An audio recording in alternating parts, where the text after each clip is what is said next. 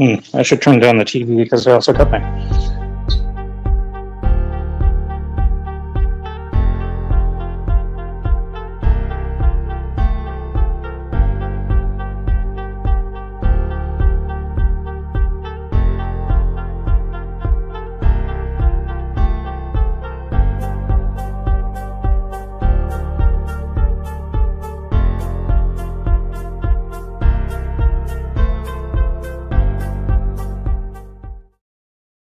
Hello. My name is Bruce, and you are joining us tonight on a very special episode of A Girl, a Guy, and a Movie. All right, so with me tonight, let me bring in my co-host. My primary co-host is Miss Janet from Another Planet. Hello. Hey, Janet, how are you today? Good. I'm excited about this movie. Yes, and this movie was brought to us by a friend of ours, Mr. Joshua Meredith, also known as 6 Nation 31 Kings, if you recognize Packy there in the avatar. Mm-hmm.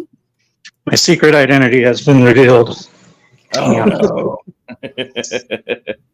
Don't worry, you got 500-yard range on the driveway and you're uphill. If only the AR-47 actually worked.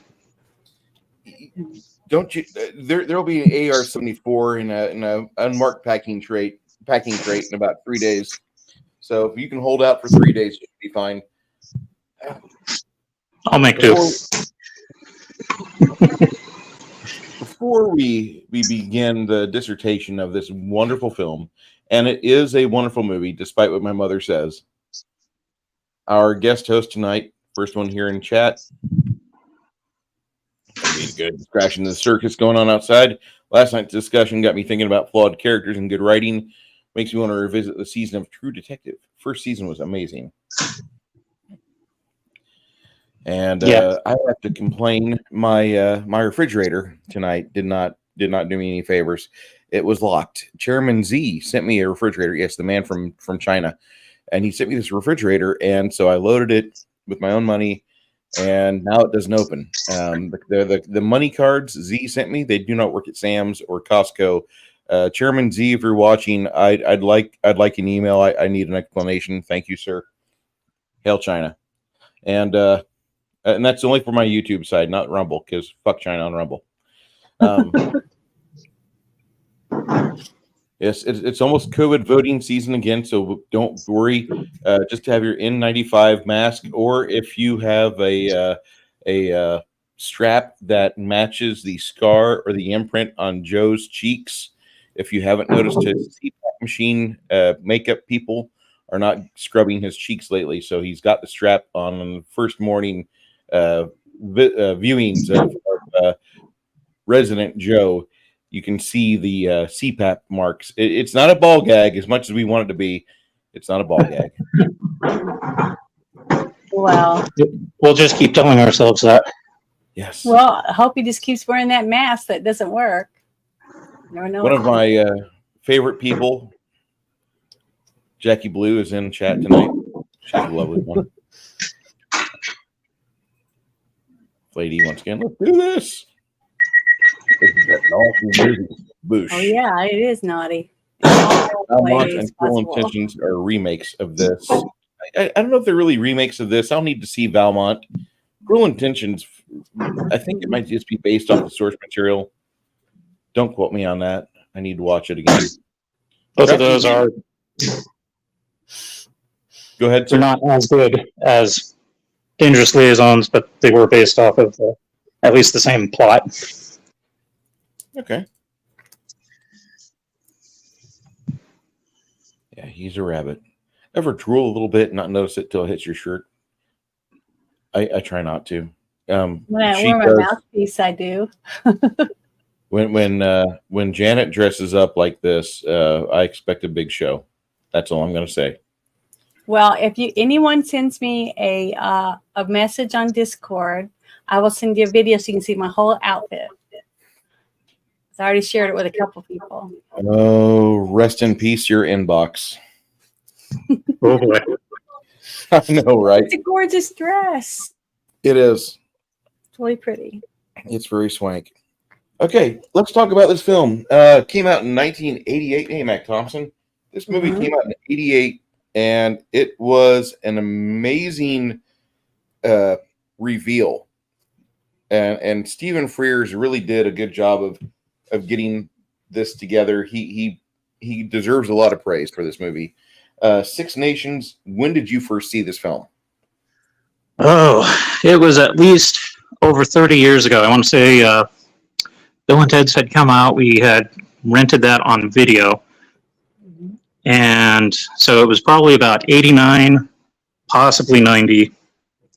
And we had got Dangerous Liaisons with Amadeus, because my parents were on a kick of like-themed movies. So they're like, oh, powdered wigs and satin breeches. All right, let's check these two out. And I'm like, oh, that's the guy from Bill and Ted's, and I want to see that. So, as a 12, 13-year-old, I figured it would be cool to see something that he was seriously in versus, this cool comedy adventure. And I didn't even realize that he was like a fish out of water, and this was like one of his big breaks in cinema. Like a serious movie. So that's my story there. This one really blew me away with the outfits and everything. I love Keanu Reeves, but he feels like he's out of his element. Definitely. If you add dude to everything that he says, you got Bill and Ted's, basically. That makes it real. That can make it into a comedy. He just felt so like, Donnie, you're out of your element. Shut up. I felt like he was just so young. I mean, I don't know how old he was. I forgot to look that up.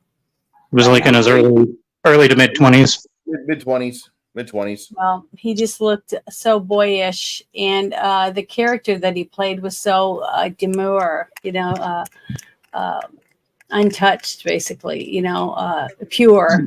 And that's one reason why Glenn Close's character was so infatuated by him. So she wanted to deflower him before he had his chance with the Uma Thurman. I think she did it. I don't know if they had anything going on off scene, but I heard a rumor that whenever Keanu and am I really gonna?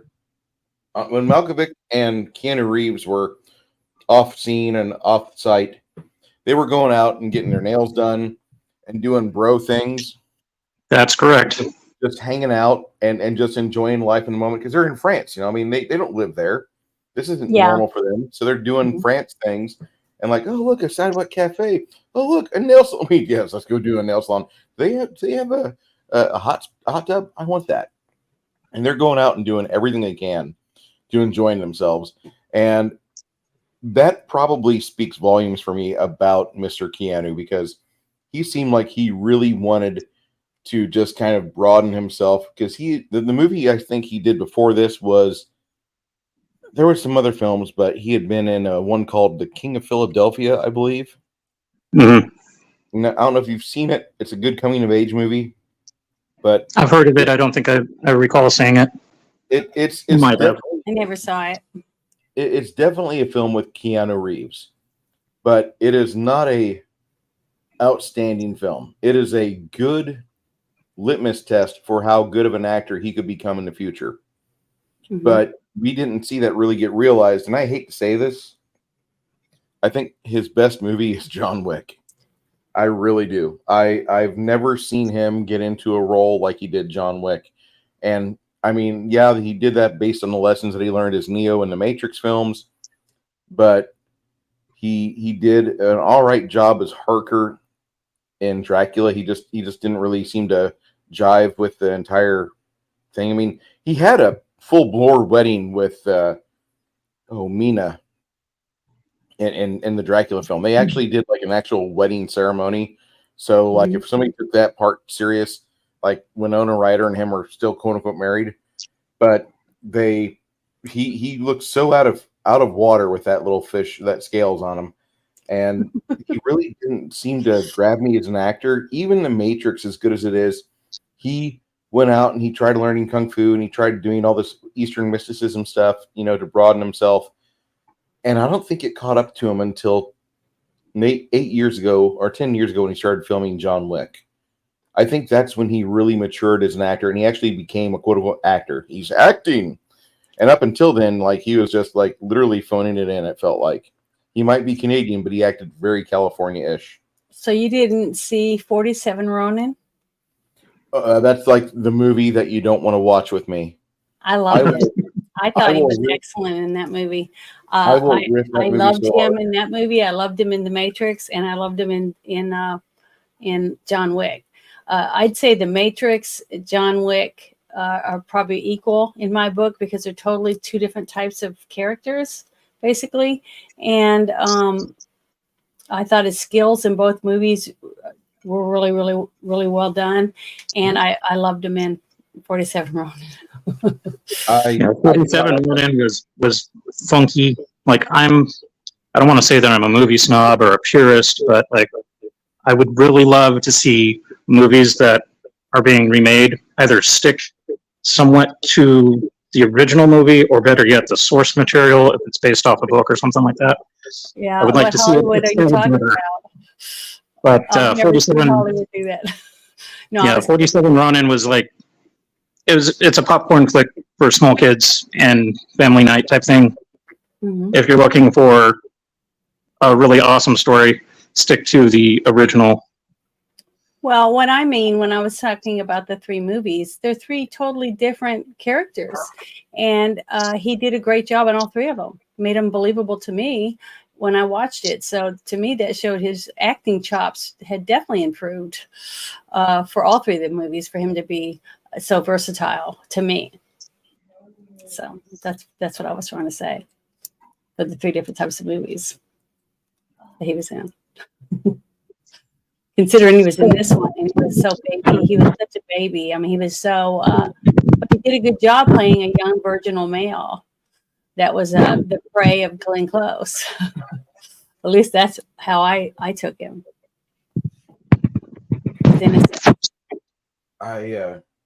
Emperor 1G, if it's my microphone, I dialed it down a quarter. I don't mind the story of 47 Ronin, but the Keanu Reeves movie version, I riff the hell out of it, and I will make you laugh probably too much. And but I love those kind of movies too, I'm going to dial down the volume setting on the microphone for Six Nations because I dialed it up too much. I'm sorry, guys. Like I said, he's using a tablet for his microphone. That's why I don't normally go on the show. Oh, that's okay. We can work with it. Yeah, we'll work with it. No problem. I'm just going to drop you down to where I'm at. Try that. Synchronous testing. Hopefully that's better, guys, for you that are on headphones. I'm sorry. Okay. Yeah, if Legion of Myth is watching, he probably shot himself in the head already, and I apologize. Oh. I'd like to say hello to Bone and somebody get a cleanup over Legion of Myth in Alabama stand. Okay. I like this movie. I'm not a big fan of quote unquote boring period pieces. Like, you'll never catch me watching the original version or the originally inspired and trying to be true to the source, Pride and Prejudice. I will find some Ambien and tie myself down and snore throughout the entire thing. I do not like Pride and Prejudice. Now, the book Pride and Prejudice and Zombies is absolutely amazing, and all of you deserve to read it. Mm-hmm. But the Pride and Prejudice as it is very vanilla, very flat. And this movie, my mom and I were discussing this, and she's like, that was a boring movie to me. I said, it's a good movie for the fact of what it covers. I think that it's not exactly something that I want to watch all the time, but for courtly intrigue, it does really good with what it has. and I don't think there's a better movie that actually shows the nobles being such assholes and narcissists. That gives you that inside vision of Yes. two people that are spoiled, rotten narcissists, and how they use each other and play each other to use others and see which one can outdo the other, basically, for jealousy. Because both of them were jealous when the other one was with someone they didn't approve of, you know, that type of thing. And they were trying to give each other a test to see whether or not they can outdo something they did the time before. That was their thrill. And Glenn Close, for her being gone for half the production of the film, she did fantastic with what she had. Mm-hmm. She was gone. She had just given birth. Mm-hmm. Yeah, basically the first half of that film was her kind of recuperating from her maternity leave. Oh, and then what was it? In the 85 play, which the screenwriter for this also did the play, if I remember correctly. Belmont was played by Alan Rickman. Yep. He was wanting, they were wanting him to get involved with it, but he's like, no. I mean, what actor wouldn't be scrambling to have his part? You know what I mean? True that. And then they didn't want Malkovich. That many relationships and make out sessions with so many different women. I don't know a single actor that wouldn't have wanted to have that part. Well, Malkovich was too ugly, according to the people, I guess the producers or the higher ups within the studio didn't want Malkovich because he didn't have that right look for like some swanky, suave, narcissistic asshole. Don't think he was handsome enough. Yeah.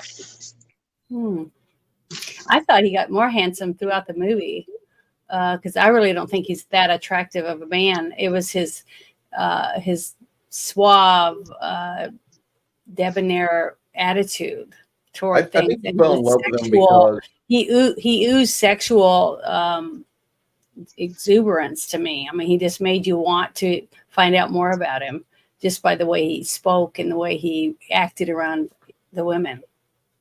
At least as a woman's point of view, that's how I looked at it. I thought he did really right.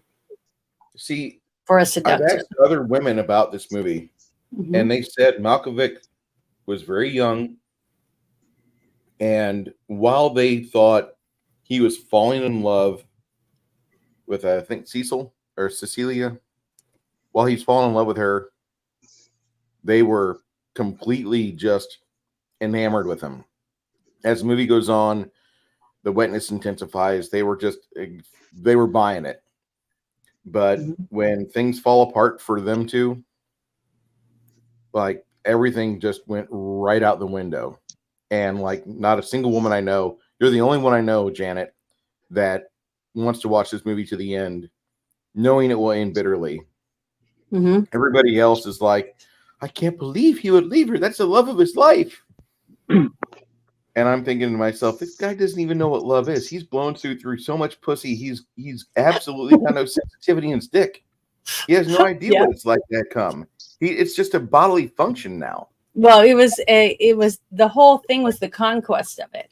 And because Michelle Pfeiffer's character gave him such a long, drawn out process, and he had to work so hard and think about so many different ways to get into her pants, basically, that he became enamored with her.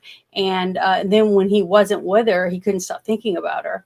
And that's all he wanted. So he basically, his own way that he approached things made him fall in love with her, because she was, what does everyone want? Everyone wants what they can't have. So, normally when you get what you want, it's like, oh, well, I got it, unless you're in love with them. Once you're in love with them, it's not just the fact that you have sex with them. It's that you enjoy the other things that you do together, this being together and talking and holding hands and walking through the park, things like that. It gives you meaning, it gives you purpose, because you can't wait till the next day to see the person again. That's love. Just waking up the next morning and going, okay, I'm getting dressed, I'm leaving. It's nothing, because you've already you won the prize. It's over. Hey, babe, where's cab fare? So, where'd you put my cab fare at, baby? Oh. So, what do you think about what I said? What I think about what you said, I think it's pretty on point, at least from a woman's perspective. But Yeah, that's what I'm here for, right? To give a woman's perspective. And I think Malkovich is so damaged that he doesn't get it. I think that when he starts to actually realize what matters in life, he's unable to appreciate it. Well, I think he did realize it, and that's why he was wanting to do the sword fight. The thing is that when men fall in love and lose it, and they realize, man, I fucked up. I messed up everything. I had everything in the palm of my hand, and I chucked it out the window. And now it's gone. I'm probably never going to get it back. I'll probably never feel this way again. And they, instead of thinking and sitting down thinking, I'm going to get some flowers and I'm going to go beg for forgiveness, or something, they get in a fight. They want to go fight. And then he fights to the death and he ends up dying because of it. But he died knowing he loved her. And he had a young man that honorable enough to listen to what he had to say and make sure that he followed through on his death wish, which was to tell the woman he loved what he said on his deathbed before she died, because she was dying basically of a broken heart. And she was already frail anyways, she was a frail character. But also the whole thing that he shared about Glenn Close's character. So when she went to the one place she loved to watch people, because that was one of her things that she liked to do, and everyone booed her. So it ruined her. It ruined her character. So she was no longer. That was the ultimate revenge for being scorned by his ex-lover, who in the beginning of the film he just wanted to score with. Mm-hmm. And it just shows all the narcissistic, degenerate tendencies that the aristocracy had. Pardon me. Yeah, and then when we talked about, you guys were saying you thought that the young Keanu Reeves was going to be basically him and Uma Thurman were going to be the new couple to take over the place of the other two. But see, I didn't see it the same way, because they were actually in love, and Keanu Reeves wasn't a tyrant. Okay, he was a good person. He made sure that he followed through on the other guy's wishes, and he spurned his once lover, to get her out there, and so she wouldn't be able to do that to anyone else. Basically, he took that sword away from her, so she could no longer use it to hurt other people. So he was a good person. You know what I mean? And he was really in love with Uma Thurman's character. So maybe the movie's ending isn't like there's a redemption arc per se. Like Keanu Reeves is about as good as you're going to get as a good guy in that film. Mm-hmm. Yeah, because remember, even the handyman, the assistant to what's his name? Malkovich. What's his name? The valet. Yeah, that was sleeping with the servant girl to get information for him. Which is, what a great job that was too, because she was a cutie pie. I didn't think anyone was ugly, basically, in this movie. Everyone was very attractive. But I love the clothing, so I could look at their clothes and, oh, he's that sharp-dressed man over there. I'm interested. You know what I mean? So I fall for it. So I can see why the opening scene where you're watching them getting dressed with their assistants dressing them, I just loved it. I kind of give you a deep dive into the eccentric lifestyles of people with that much wealth and have that many people waiting on them, and why they're so bored. They don't have nothing to do. They just wander around their big, huge mansions all day and think of ways to betray people and get people to betray each other and betray themselves. So they were just bored, instead of getting hobbies or whatever, they hurt people. You know, they used people. That was their hobby. So it was. I They just didn't loved have the internet to shit talk or anything like that. it. Nope, not back then. I So mean, if you're fat, filthy rich, like, what do? Well, you go and fuck with people's wives and shit post. yeah, But that's basically it. 18th century style. I'd like you to write me a letter so I could put it in my memoirs and prove to people I was fucking your brains out. That was right there the part that I just started laughing at when I figured out, like, why are they doing the letters like this? What's so important about the letters? Then I got it. That was when It was the social media of its time. Mm-hmm. Like, you know, That rich was women. the evidence. That was the proof that whatever they were doing, they did, because somebody that was involved that didn't know about the betrayal was the one writing it down. You know, the lovers' letters between the two lovers. That's not meant for anyone else's eyes, but they were reading them.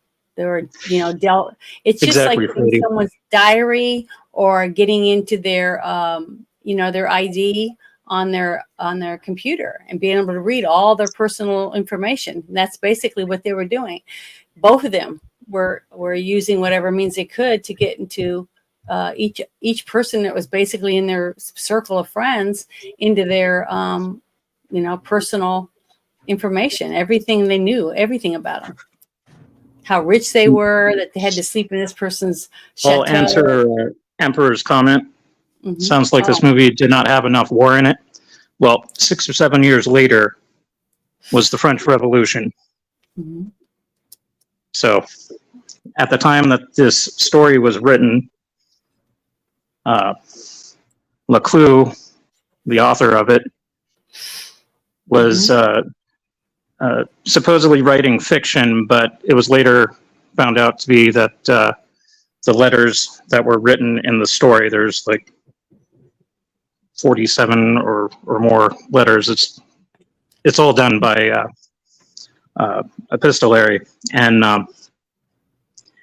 so somebody found out, oh, this fictional event is actually based off so and so his book, that was like the only thing that he wrote, was considered taboo. Everybody had a copy of it, but they hid it from society because, like, it's like having Penthouse or something on your bookshelf. And then, you know, a few years later, the French got all fed up with the bourgeois, and they hacked off their heads. Which was a great point in history, I might add. I mean, if you ever want to see a country done right, I know people will disagree with me, but I love watching the French, because the French, when they get pissed off about somebody in power, they do something. When Americans do it, they just put them on fucking 24-hour cable shit news stations, and then they appear in foreign posts, but then the fucker still has a job fucking up what he was doing beforehand. Like, I don't see anybody here, you know, doing what they're supposed to. China's still farming fucking viruses, guys. Come on now. You're disappointing me. Yeah, Flady, I think he was thinking that Uma Thurman was Demi Moore. No, that's not Uma Thurman. He's talking about Michelle Pfeiffer, I think.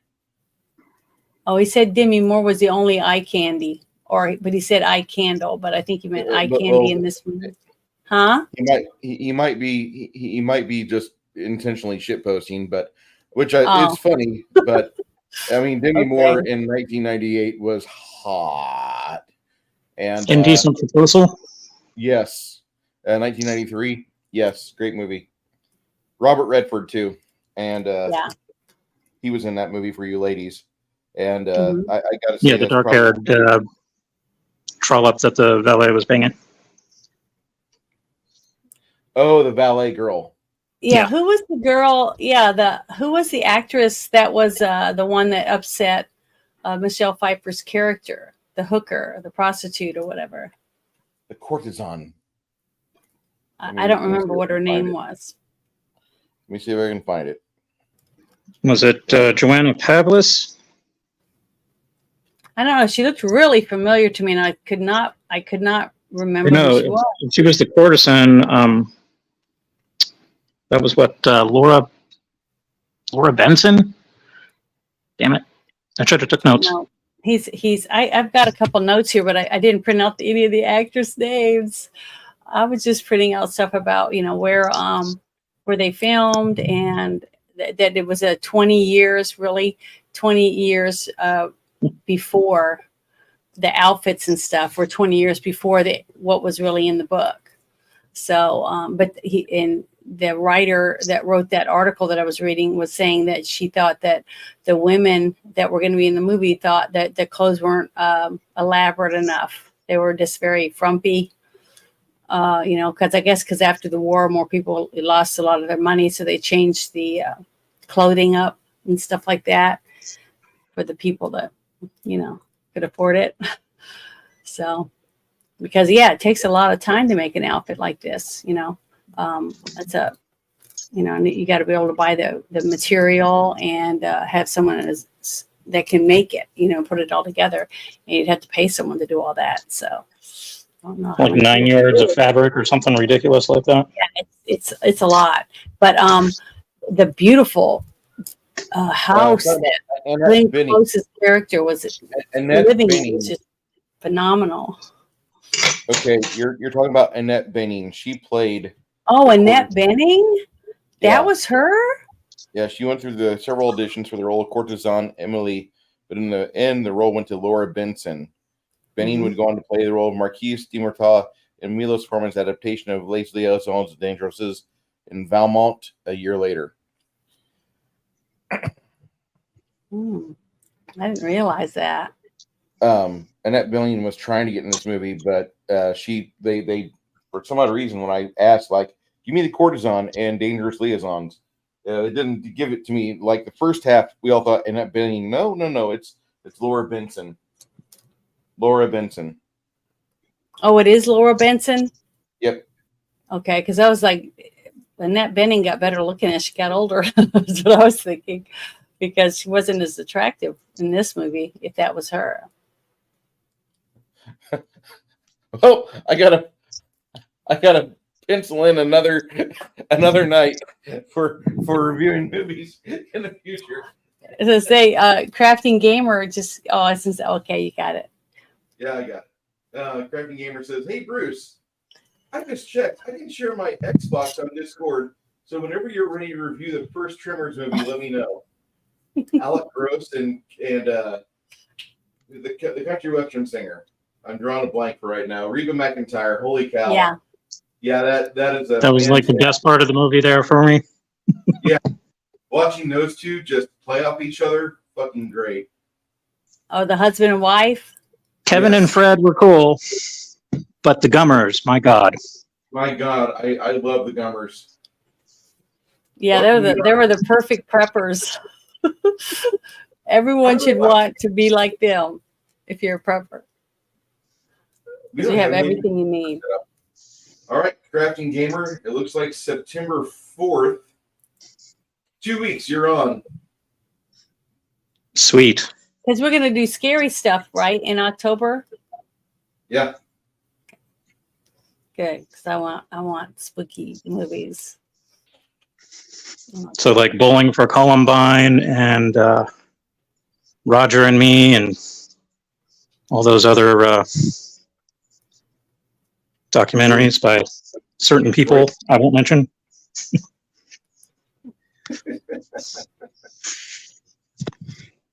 I need a really good one about Anita Sarkeesian.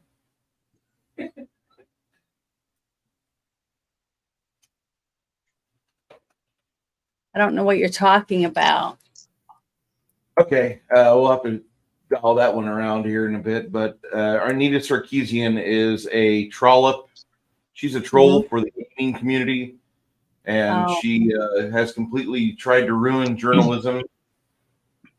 She's done a good job. She's brought feminism into gaming and forced people with crappy standards for gaming now. So that's why we go to independent game designer studios. She lost. Was she that blonde lady I think she's that more Geeks and red. Gamers talked about a lot? No, She's the crazy one on the Young Turks. Or was. No, Anita Sarkeesian's a different one. Oh, wait, no. I'm thinking of the other one. Yeah. We're talking Gamergate type stuff. Yeah, Gamergate. Sorry, said, I just lump all communism together. If lady said the name of the woman was Valerie Gogin, and he thought it was Demi Moore, the actress. My bad. Okay, well, that's who it was. Lady said he looked it up. Yeah, because she still looks familiar. I wonder what other things she was in. But she did a great job at playing happy to be having a few rolls in the hay with Malkovich, you know. And then and he seemed like he enjoyed it.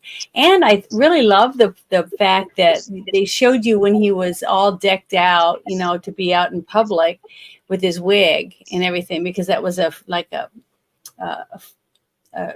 showing his stature in the community, right? And then get to see him walking around his mansion with his hair all long and unkept, you know what I mean? So I thought that was pretty interesting. But the whole detail that they went into all the clothing and the carriage and the beauty of the scenery, the giant beautiful mansion when they drove up in front of it. And then when Michelle Pfeiffer took off in the middle of the night in the carriage and it was leaving off the gravel driveway and stuff, it was just, I just love it. It's just so romantic. I don't know why. Why do us women think that this era, for some reason, is so romantic? I don't understand that. Because I really didn't read a lot of books and stuff that had a lot of this type of stuff in it. I mean, I read The Great Gatsby, but that was like in the 20s. It wasn't in this century. But I don't know. It's something about it. Every movie I've ever seen. Tight satin pants and the powdered wigs. It's not so much what the men are wearing, because the boots I hate. I hate all those little, they look like pilgrim's boots, you know. I don't really like the men's boots because they're too feminine looking to me. But I love the women's clothing. I think the beautiful gowns and the way they, like this, just a simple piece of lace to wear around your neck. Things like that was just so, I don't know. I just love it. I think it's very beautiful. And Bruce made a comment before we were on camera about how much he was thinking about women's clothing back then. What was? Do you want to talk about that, Bruce? I mean, you guys know I go stupid for a woman in an oversized hoodie. I mean, that's just me. The more clothing a woman puts on, in my opinion, like typically the sexier she gets, because mainly, yeah, you're covering up more skin. Some guys disagree with that, but your imagination gets to work. I worked at a strip joint for quite a while, and as a hired help as DJ, not as a stripper. And I got to say that the most I ever got turned on by any of the coworkers, or I should say the lady gunslingers for what it is, because everybody comes in on their own 1099. The only time I ever was interested in anything walking in the door was when they'd come in incognito with thick, ugly glasses on and like 4 layers of fleece. And that was like the only time it's like, oh my God, she actually looks kind of cute. And then, you know, when they take everything off, I was like, oh God, it's just Travis. Oh God, it's just Jennifer. Oh God, it's just Bernice. You know, it's just, you see the same shit all the time, and, you know, it dances around, advertises itself. There's no mystique to it. But so you think that happens to people that work in the porn industry, that over time they just get to where they don't even get aroused when they see naked people? Well, it's easier for women. Men have to like coke up their dicks or something. Yeah, that's literally what happens. Yeah, I don't know. I just was just wondering. I always thought that I felt sorry for gynecologists, you know, having to see that every single day, all day long, and probably some pretty awful looking ones, if you know what I'm saying. So that would not be too good of a career for a man that wants to be a womanizer. You know what Gals want to keep their men or keep it interesting in the bedroom. Make sure that your mini skirts are longer than your vagina, and you'll be doing okay. Yeah, or you never, have like you have lips that you don't have to wear underwear, and you can ride a bike without using your hands. yeah, That's pretty I really love this comment from Flady. Your strippers pay taxes only in Illinois. Texas, they don't pay state tax. And this right here, are you wearing bloomers, Janet? This Yes, that was something I I wanted am. to know about. There's a movie we watched a couple weeks ago that Rob Roy, and Mhm. when the asshole had his way with Jessica Lang, Mhm. I really thought the bloomers would have like provided more resistance. I really do. I would have thought with all the volumes of clothing she was on, I really thought that it would have provided more cushion for the push-in or something. But it looked Well, like you he got to just hiked remember, it. back then they didn't even have brassieres. That's why we wore the bustier that pushed Okay. everything up and held it in place, basically, and they had to lace it up. Remember the opening Mhm. scene where you see Glenn Close getting laced up from the behind? So, I'm sure she had a cheaper corset that she would put on and lace herself, and then the underwear were usually just made out of like cheesecloth or some other light woven fabric, so it would rip very easily. The thing is that the richer you were, you could get satin bloomers and things like that were easier on the skin. But no, most people back then would made their own clothes, and they made them out of flour sacks and whatever they could get their hands on, because it was, expensive. And they'd weave their own, like for the Scottish kilts and things, they weave their own material. So that's why if I was going to live back then, I would definitely want to be rich. So Okay. you could have other people help you with your clothes, and you actually got to take a bath and do all those different things. Well fed, well dressed, less chafing. Yeah, remember the scene where Malkovich was going through the town because he knew he was being followed, and he was trying to get the guy to say, "Oh, he's a great guy. He donates to people and helps people." Blah blah blah, and you get to see what it's really like for those people that were being thrown out of their home because they couldn't pay taxes, right? And they were taking all their belongings, their tables, their chairs, everything they owned basically out of their house, and he stopped them. But normally he wouldn't give a shit. You know what I mean? He was just doing it. So they basically lucked out because he was trying to fraud someone, and he used this family to make it look like he was a Prop himself caring, up. giving person. So, Look at me, there was I no care. boundaries to what he would do to get laid, basically, to win someone over enough to spread their legs for him. So, it's one to do whatever it takes. And you'd think that after this movie came out and people got to watch it, or especially young women, that there would have been less pregnancies, because you think that women would start thinking, well, if he just comes and snaps his fingers and I sleep with him, then why would he have to come back and see me again? You know what I mean? So, like my mom always said, why buy the cow if you get to milk for free? So that this movie was basically that. He was able to talk girls into dropping their pants. So, because he was a user. I'm not going to say how dare he. I mean, the game is the game. Well, that's what I'm saying. It's natural. I mean, that's like I said, the conquest is the chase. Just like you said, she's not going to be any challenge. The one girl to deflower her before the other guy comes back to get her as his nun bride or whatever, because he wanted chastity. But he said she's not a challenge because anybody could do it, basically. And he was right, just by looking at her, knowing about where she came from and how she was raised. But the other woman, to him, to be able to tempt someone to betray their husband and break their marriage vows and their church vows, to him was way more tempting. Something as of a way to see how good his skills really were. If he could get her to do it, then that's a trophy on the wall for him. But in you know, while he was doing it, he didn't realize it, but the challenge was he had to spend so much time with her and learn more and more about her that he ended up falling in love with her. So that was his downfall too, was real love. I mean, it wasn't a bad deal. I mean, it's Michelle Pfeiffer. I mean, back in the 90s, Michelle Pfeiffer. Hey, guys, do you remember Batman Returns? I sure do. That's all I'm going to say.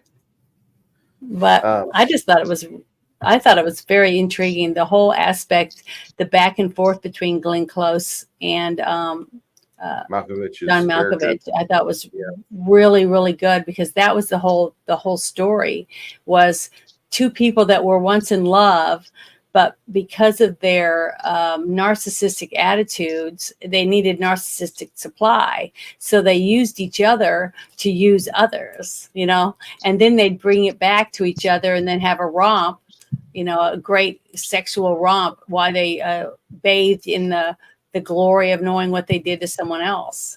You know what I mean? So over time, their narcissistic supply was harder and harder to fulfill, because, you know, each quest had to be better than the one before for it to really be a turn on for them anymore, because of their twisted way of, you know, getting off, or whatever you want to call it. But, you know, it was sad to see him, you know, do certain things to certain people, but, you know, you're allowed to do that, I guess. If you get away with it, then why not, I guess. Murder Hobos of High Society. Go ahead. Go ahead. Murder Hobos of High Society. I can't hear him. Barely hear you. How about now? A little louder. How about now? Much better. That's good. Okay. Damn tablet. I was going to say Murder Hobos of High Society. Mm-hmm. Yep. Well, that's growing up with everything handed to you, and you don't have to do anything to earn it, you know? So, what kind of person does that make? You know, you don't have to be nice to people. You don't have to be polite. The only people you have to suck up to are the ones that are giving you the money, you know? Yep. So I don't see how that teaches anyone to respect anyone. And just like what Flavy said, he said paying off the peasants' taxes was cheaper than the theater and dinner.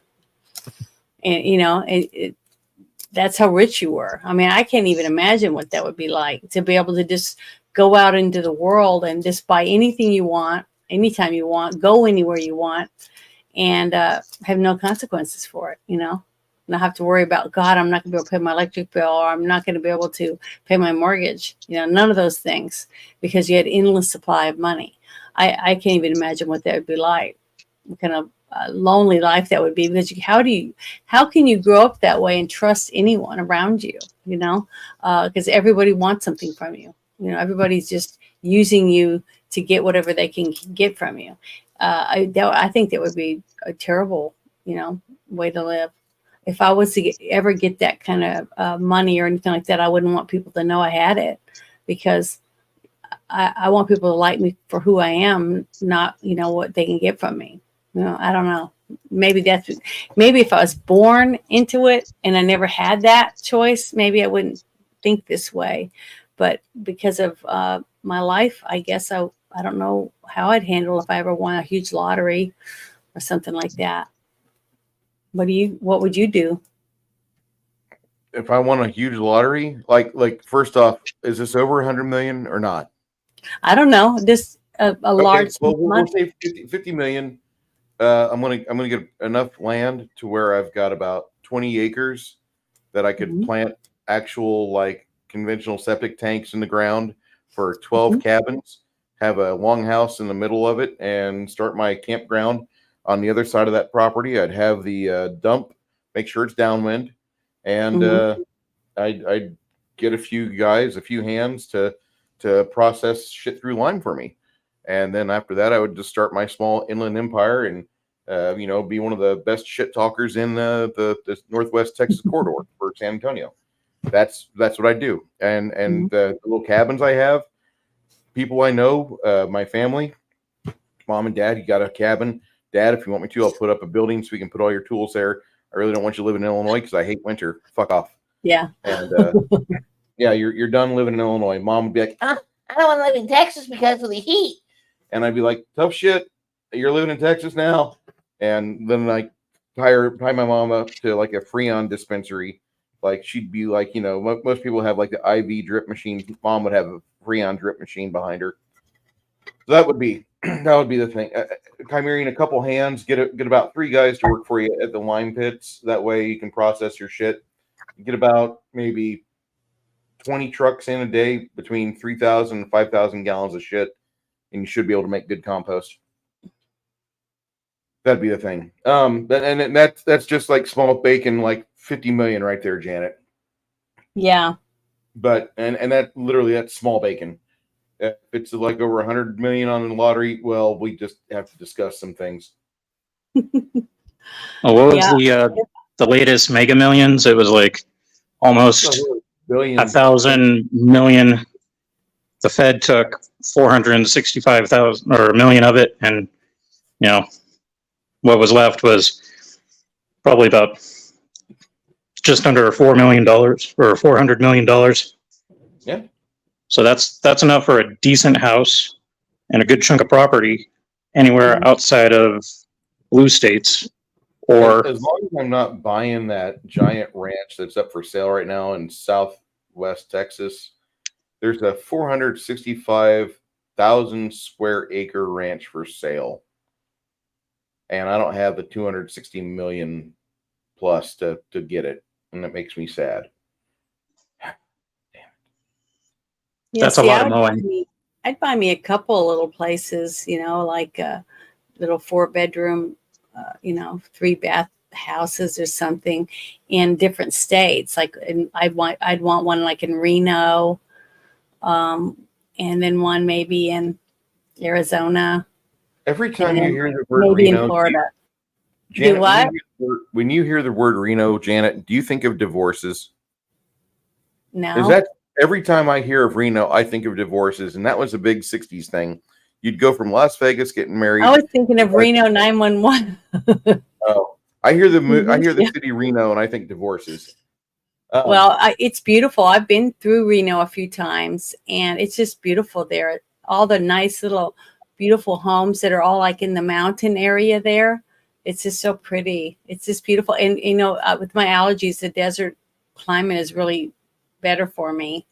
And you could have snow, so I could go there and have some snow when I was wanting some.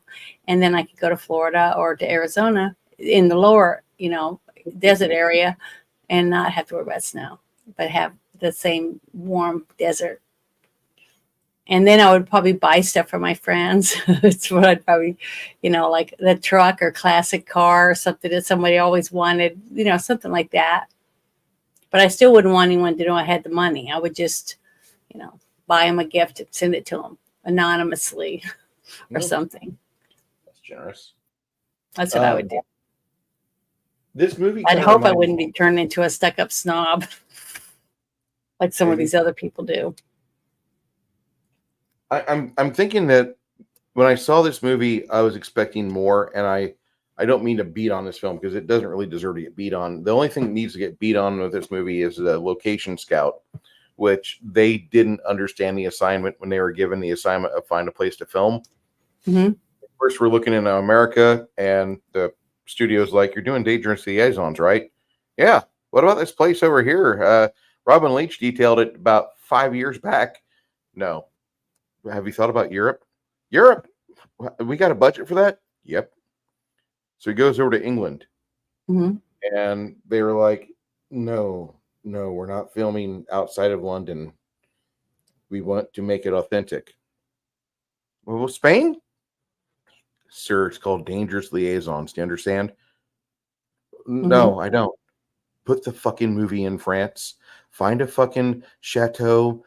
Meet the maitre d', meet the castellan or whoever it is that's in charge of the fucking thing, and put the fucking movie there. And they just fucking like shouted at him, and the guy's like, "Oh, okay." Was the location manager were they like related to someone that was in the production?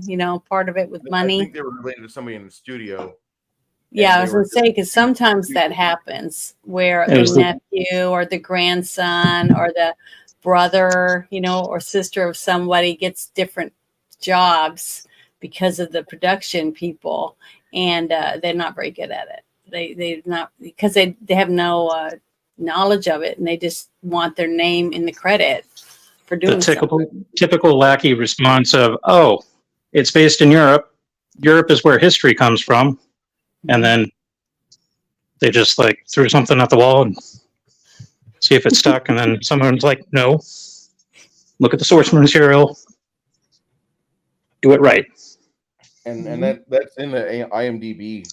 Literally, like when I found that part of the trivia, I'm like, I got to talk about that because that's funny to me. I mean, I know I shouldn't be laughing about it. That's somebody being a boob, I mean, they're just being a nincompoop, and like I just find that to be like one of the funniest things about it. Like, wait, this is what we almost got. We almost had a live on location in Santa Barbara, Dangerous Liaisons, and period garb for the fucking 1820s. Are you serious?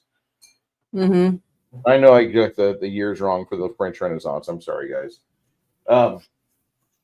That's probably why we got what was it, Cruel Intentions later on in the 90s. Well, and plus they said that it was filmed. The costumes and stuff really weren't from the right era that was in the book. So they wanted more elaborate costumes and stuff that looked more, Victorian or whatever. So that's why they came up with these. But I still think they're beautiful. Didn't we talk about the costuming and Rob Roy, how and how Rob Roy's budget was set up, and we thought Rob Roy was just basically like a bunch of hand-me-downs in a warehouse that had collected dust. Yeah, I think they did the same thing here. Yeah, I'm not, they might have. They really. I mean, it's not 1998 clothing. That's all I give a shit about, really. Mm-hmm. As far as like modern takes, I have not seen the Valmont, and I have not seen the sequel, which you just mentioned. But there's other movies that remind me of this, and I know you guys are going to laugh when I say this. This movie like has some a parable like feeling to it. Like the only way to win is not to play, and in that case, this is a lot like 1983's War Games by John Badham, Mm-hmm. because if you don't want to get yourself covered in shit, you don't go wading around in the fucking septic tank, and that's basically what these two assholes, Glenn Close and John Malkovich's characters, are doing. They're going around, wading around in the muck of life and trying to see, before we have another, steady row over a weekend, I want to see how low you're going to go. And they're just giving these miserable bets to each other and losing their soul. They're losing themselves in the process. Well, by the time that this whole thing came up in their lives to do this to these two women, they were already so far in they couldn't get out. They had so much jealousy toward each other that they turned their love into hatred, basically. But they were so obsessed with each other and outdoing each other because each of them were jealous of what the other one's accomplishments were, or who they were with, and that they weren't together anymore, that type of thing. Yeah. So they were using that to fuel this whole conquest way of life. And, a few times you got to see them after they had their argument, and, they stood their ground to each other, basically. And then when they leave, you see both of them like being all angry and taking it out on a pillow or whatever, or beating on the wall or something.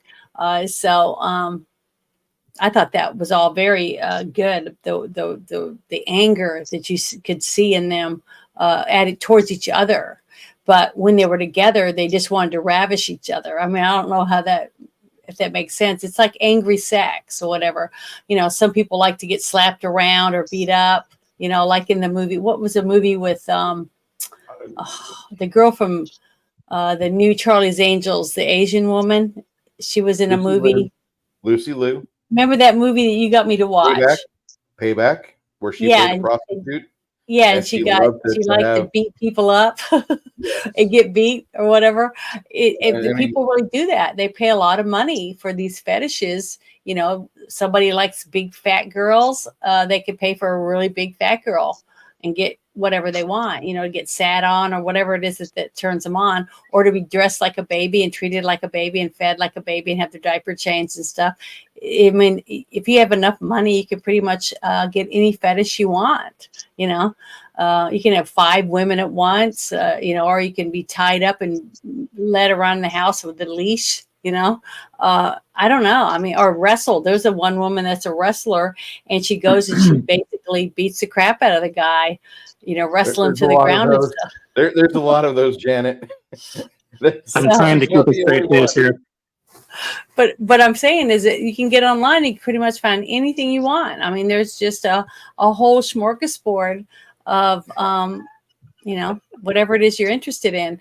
But what's sad is that there's people in the world that can have any of those things, but they still don't want that because they want the person that rejected them. You know, Yeah. the one person that said no, now their life goal is to destroy that person or to get them and then dump them. You see what I mean? So that's basically what this whole movie was. It was 2 people that when they were young, you know, younger, they had a wild romance and were madly in love, apparently. And then as time went by and things happened in their lives, that was taken away from them for whatever reason. And so now when they get together, they think of ways to destroy other people or take things from other people, you know, a quest to outdo each other. You know, I'm going to get this person and you can do this and that and do this. And they had to have evidence to bring to each other. And when they had the proof and they came together, they talked about their exploits and then they jumped each other's bones, you know, in whatever way, you know, they felt was needed at the time. But that was their, you know, way of, you know, getting off, you know, word sexual way. I'm just going to say out there for those of you that are, I'm not saying in my corner or for those of you that understand me, but sometimes angry sex is the best sex. I'm just. Well, I always call it makeup sex, you know, because you're mad and you're having sex, but you're working out your frustrations. But now when you're done, it's like you're over your anger. You're not angry anymore. You know what I mean? Oh no, you just shot at somebody else. Maybe I was wrong. My bad. Oh, you were mad at someone else, so you took your anger out on someone else. You had a crappy day at work. Maybe your boss was a little rough, you know, or just the morning meeting pissed you off, or you lost a bet with a coworker on your sales quota. Time to go home and just like, you know, grab yourself your pill before you get home. 20-minute drive on the way home should be plenty of time for your little trooper to get all the blood flow ready to go, you know, right? That and then there you go. You're primed, you're ready. And you know, you've already texted your spouse, your significant other, like, we're fucking tonight. And that's pretty much how, I mean, that's yeah. I just painted. Now that train got derailed. I was going to segue into Uma Thurman's character, Sicily, and Keanu's character, Raphael, who were, well, he was a chevalier or what have you, the knightly title in the French court. So he was an up and coming, upward mobility type of guy trying to get his he was foot a music in the door. teacher. Yeah, music but his status, Mm-hmm. he's at the lower rung of all the bullshittery that was going on. And so he was trying to do everything in his power to make a name for himself and eventually be of status. Uma's character was a debutante, so like she basically gets sold off to the highest bidder. Mm-hmm. And so those two are like the polar opposite of douchebag and douchebagette. Yeah. And see, the thing about Keanu Reeves's character is after he killed the main character, he established his mark. Everyone really talks about him, you know. So his whole life went on a different path once he took out the conquest, basically. You know, the one person that was he took out two people. He killed that guy, and then he got to ruin the reputation of Glenn Close's character. So he was a real hero to people. So more and more people would probably come to him and say, oh, he's a wonderful art music teacher, blah, blah, blah, blah, and move up in the ranks because of his history now. He has history behind him, even though he was young. So Now, here's the thing. Oh, sorry. Would Keanu Reeves actually make it on his own if it wasn't for Belmont giving him the opportunity to enact his great revenge and all that? If he's played by Keanu Reeves, I don't think so. I love Keanu Reeves, but if he's played by Keanu Reeves, no, he would not have made it on his own. No. I think if somebody else, a stronger actor, would have gone in and read for the part, I think possibly we've got a stronger little Chevalier. But I don't believe that the way that Keanu Reeves is doing it. I mean, his Californiaisms were just a little too milquetoast. I really like his character. It's just it's again, Keanu Reeves for me is the weakest part of the movie. And I know that sounds like I'm being a little unfair to Keanu, but he had already been an actor for like 8 years, and this is maybe 4. Excuse me, 4 is a movie actor, but he had been training. He'd been doing this through high school. He'd been trying to get involved with more and more acting, and he was still at this low level. And I hate to say that, but if you look at Keanu's performance in the first John Wick or second or third John Wick, which is a very physical acting film, but even in the more expository motions of what he's doing, where he's just delivering a narrative through his lines, I think it's a very good job now compared to back then. Granted, those two movies could not be further apart, but he really he's just a very young man. He's completely out of his element here. Oh, see, I didn't see it that way at all. I mean, and that's why we have the show on Mondays, and I will continue to pester you until you know.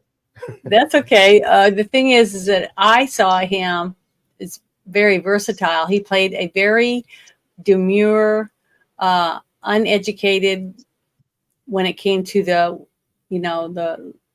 ways of sex and intrigue and all those things. So he played a virginal character, just like Uma Thurman's character was. So both of them had been toyed with by the two leads when it came to their sexual learning. You know, they were basically taught by the best. So when they did end up together, I guarantee that they had some really good times because they were, taught by the two best people in the industry at that time from this story. So, I think that they saw how low people could get.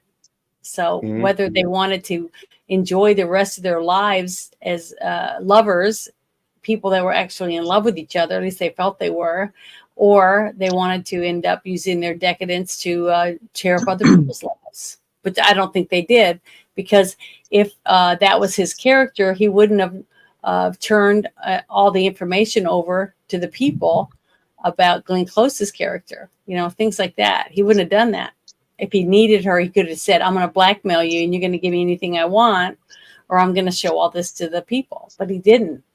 He did the honest part of it. He exposed her for what she was. So to me, he turned his life around and took the good road instead. At least that's how I saw it. And I thought his character was really good for him to play that. And he did a good job playing a character that was that righteous. You know what I mean? Yeah. Keanu's character kind of reminded me of Pierce Brosnan back in the 80s when he was doing Remington Steele. Like he was still young and was trying to feel his own way. And it wasn't until like after GoldenEye and whatnot that he came to his own. Well, to me, I really didn't even know who Keanu Reeves was, really, until I saw him in Speed. So, you know, the one with the bus. And I think it was, what was the girl's name that was in the movie? Sandra Bullock. Every Yes, man. Sandra Bullock. Sandra Bullock. So, Any man in America could tell you who that is. but I thought he was really good in that movie at playing the character that he did. So, and I remember everybody talking about Point Break or something, and that what a great job he did in that movie. Was he in that movie? Wasn't He's that in the that movie? with Patrick The Swayze. surfing movie? With Patrick And Swayze. I really never really watched that movie. I mean, I saw bits and Really? pieces here and there, but I never really watched the movie. So, you know, I can't talk about whether I thought Keanu was good in that one, but I thought he was really good in Speed. I think he was a good actor in almost every movie I've seen him in. He was very good at playing the character. Now, Nicolas Cage, by the other hand, he can play some characters really well, and then other ones like, they're kind of flat, you know. So it just depends. I thought he was really good in. Was it called The Rock or Con Air or something like that? Both of those are good movies. They're both 1998. And then Face Off was really good. Yep. Now, what about Valley Girl? I don't think I saw that one. Sorry. I mean, I just got to say this movie. There's another film that this movie also reminded me of when I was watching this last night. Movie called Deception with Ewan McGregor and Hugh Jackman, and it's a fairly good movie, but it's about two guys that are on the upper end of a brokerage, and the junior one gets pretty much brought into this sex club, be part of the list, and he falls for one of the girls, and she wants out, and it kind of gets a little heavy, but it's a, you know, still very very close to this film, I feel, because one character completely enjoys toying with other people, you know, just completely take them over in their own private life, and the other just kind of wants a normal existence. You know, I have a pretty girl. Can I just leave the list now? Can I start my life with this lady? And she's pretty okay with it. And it reminded me of that. Not that this isn't a bad movie. This is a very acceptable film. I'm very happy to have finally seen it because it's been talked about a lot, and I've been missing out on it. But I've got to say that this is not my usual fare. Period movies for me have to be more action oriented, and this really isn't. This is a lot of this was to me, this was an action movie. Even though they didn't really have swords and fight each other with swords, they were fighting each other with their wits. Yes. You know, it was intrigue. You know, they were destroying, they were at war, just like what she said when at the end, and she said, all right. And then he thought she was going to come upstairs with him, and she said, war. Okay. Which meant, you know, it's over, you know, that I'm going to fight to the death, basically. And she won, but she wasn't happy when she won, was she? No. Because it was over. She knew that the whole relationship was gone. That was that, and she did love him. That's why she was so jealous. Herself. She's the one that cut her own throat on that. Yep. She killed him, basically, because she's the one that pushed him into that, making that decision to actually go through with his idea of deflowering a woman that was really strong, very religious, and was a good wife, and was trying to be faithful to her husband while he was gone abroad. And that was his quest that he wanted. But by her pushing him and saying she demanded the letter to prove, you know, the deed or whatever, she pushed him into her arms, you know, the other woman's arms. And then when she saw the look on his face, when he was telling her about what happened and everything, she knew that that look on his face was the look that she once saw in his face for her. So she felt instantly stabbed in the chest or in the back by him, because now he's in love with another woman. He's no longer in love with her. He's in love with someone else. And that's the ultimate betrayal for a woman, That's why I think so many wives or husbands too, in both sides, they keep their lover, when their husband or spouse goes out and has a one night stand. Okay. And they're hurt by it because the person shared themselves with someone else, but the person's not in love with that person. So I think it hurts more when you find out that your spouse or whatever betrayed you with someone else and not just had sex with them, but they're in love with them. And they're going to leave you for the other one because they are in love, that they're no longer in love with the person with you anymore. So when that happens, it's usually a divorce in the relationship. But lots of men and women keep the other person and forgive them when it's just a one night stand. They got drunk or whatever. I've heard so many stories from so many people that they were heartbroken and stuff over it. But that's the ultimate betrayal, I think, is like the look on Glenn Close's face when she saw his face when he was talking about what happened. And then she realized he had a couple pauses there, that he was thinking about it again, about what had happened, and that she knew he was in love with her, and that really just tore her up. She couldn't take it anymore. She was betrayed. She felt instantly betrayed, even though she's the reason why he did it, you see. So she basically, it was like laying this woman out on a platter for him, So she did it to herself. But the thing is, he finally found out what it was like to honestly love someone, and wanted to die for this woman. And he did die for her. She wasn't there to witness it, but that's why he died. He wouldn't have gotten in that fight at all if he wasn't in love with her. So, so it was like a Romeo and Juliet type of romance. So I thought that was very beautiful. And it was a good ending for them too, because they both died knowing the other one loved them. That she lost her virtue for another man while her husband was abroad, but she died for love, So if you're going to die, when I die, I wish I could, if I'm going to die, I wish I could die for love. I mean, that would be a worthy way to die, I feel, instead of dying destitute and alone, and having no one. I would rather, not die until I have the chance to maybe find someone that would miss me when I die. That's what everyone wants. That's how you live on, is when someone remembers you and thinks about you after you're gone, talks to you after you're gone, things like that. That to me is the ultimate gift, is to be loved enough to where people think about you when you're no longer there. But I might be wrong because I'm a girl. What do you guys think about that? You first, Josh. That's a lot to unpack. So, would I die for love? Probably. I don't know. I don't know what I would do unless I was actually in that situation. Mm-hmm.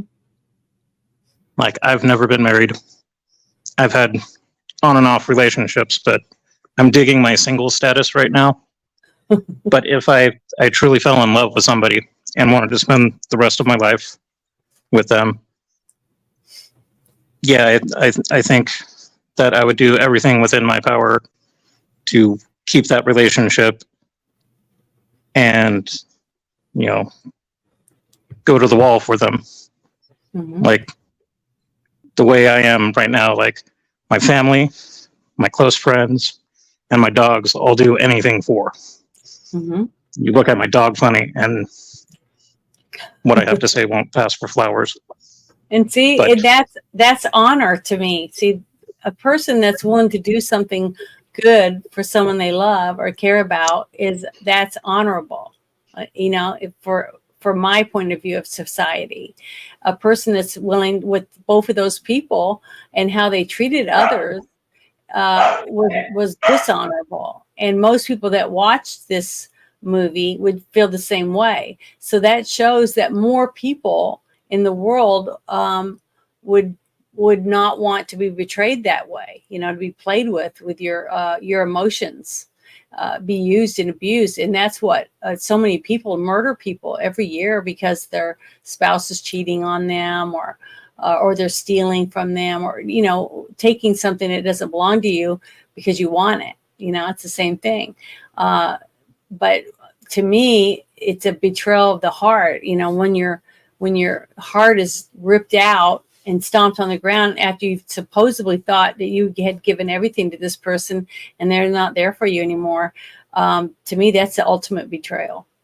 And then to find out that they're not even in love with you. They never loved you at all. They used you to get to something else, or to get someone else that was near you, or because you're out of the picture now, the other person's available, or something like that. You know, that's the ultimate betrayal, I feel, is affairs of the heart.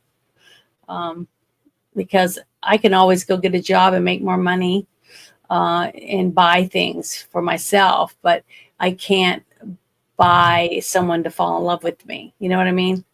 Does that make sense? It's not something you can just have. It's something you have to earn and work at to get.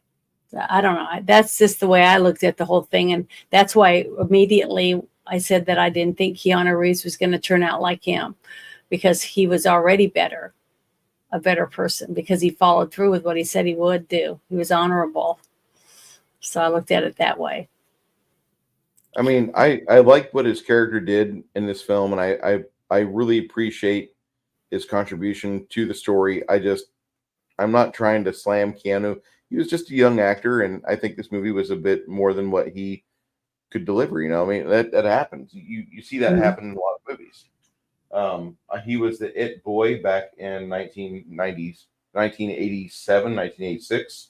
I think he had just signed on for Bill and Ted's Excellent Adventure at the time, and they were gearing him up to try some other things to see what his range is.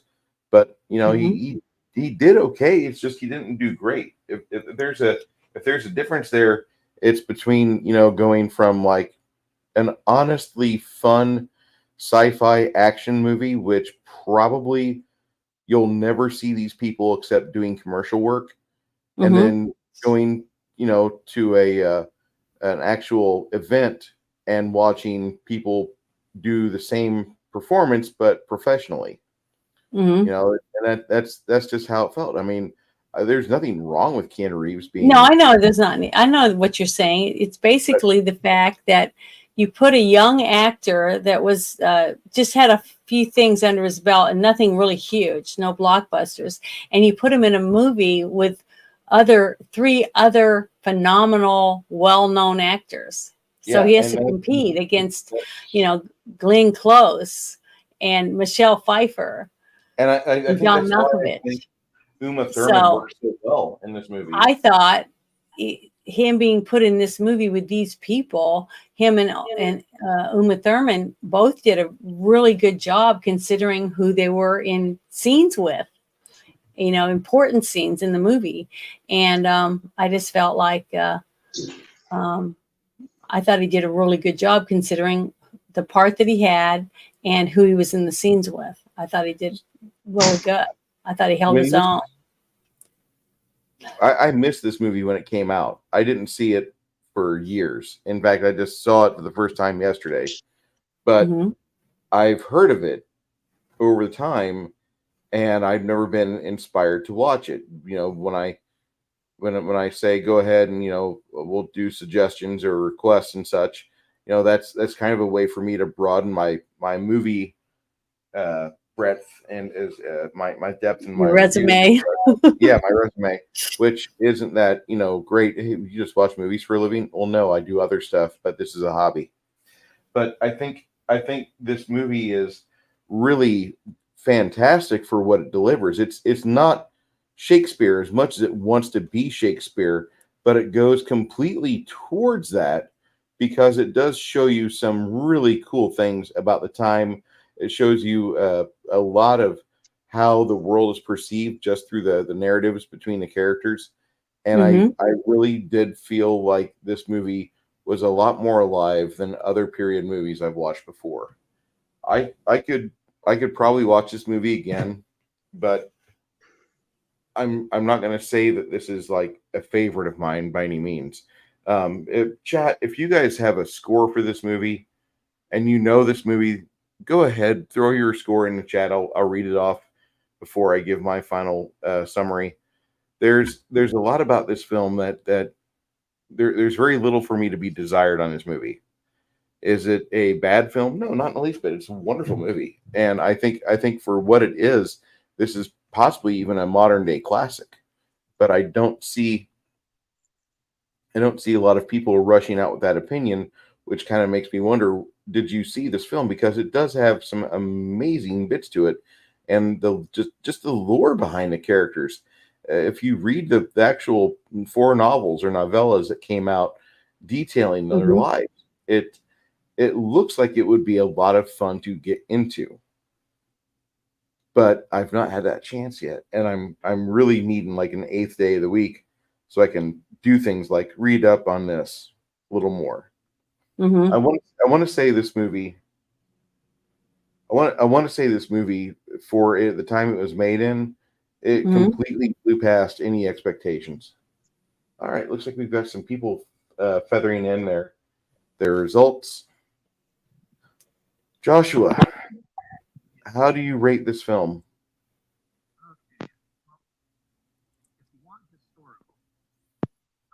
And he's mute for some odd reason. Nope. What were you doing before? I was gripping my mic outlet, apparently. Anyhow, if you want to see a period flick or something like that, go see The Duelists or the 1968 Romeo and Juliet with Olivia Hussey, because that was awesome. If you want to go for like culture, this I would give it probably like a 7 out of 10, because I know the background of it, and that's influencing my decision. If I was like fish out of the water 30 years ago, it would probably be 5.5, 6, because 12, 13-year-old me didn't have the wherewithal to actually fully understand everything that went into this film. So today, 2023, I would say that it's a 7 out of a 10. Okay. Emperor 1G says, I give it 6 Marshall batons out of 10. That's a reasonable response. Well, I'm giving it an 8 out of 10 because to me, it is a war movie. It's just a war of wits between 2 ex-lovers. That's how I see it. And I thought it was portrayed wonderfully. And the costumes, the settings, everything. I thought was beautiful. I thought it was a good, very well-made movie. The score, the screenplay. I mean, I just thought it was excellent.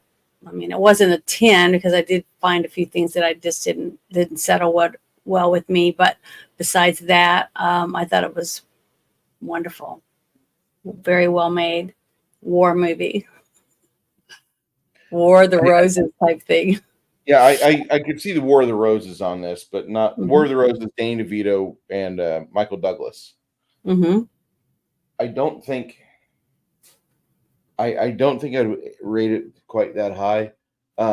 Jackie Blue says 7 out of 10. Interesting, Jackie. We'll have to have her on one of these nights. And for myself, like I'm gonna not really be too far off from where Six Nation 31 Kings is at. I think it's a solid 68 out of 100.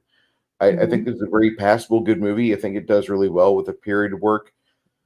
It's not my preferred type of film. It's not bad for what it is. For what it is, it's watchable.